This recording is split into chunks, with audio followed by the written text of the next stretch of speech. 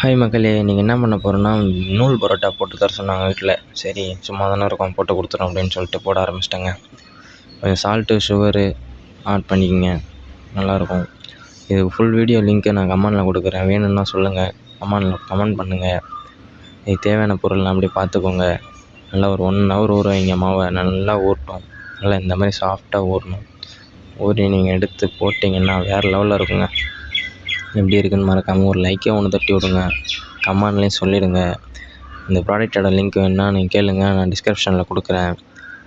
அப்படி அது உங்கள்கிட்ட இல்லைன்னா கூட நீங்கள் கத்தியாலே கிழிச்சிக்கலாம். கொஞ்சம் கிட்டக்க நெருக்கமாக கோடு போட்டுக்கிட்டிங்கன்னா நல்லாயிருக்கும். அழகாக சிக்கன் கிரேவி அப்படியே சைடில் வெந்துட்டு இருந்தது, அதையும் போட்டாச்சு.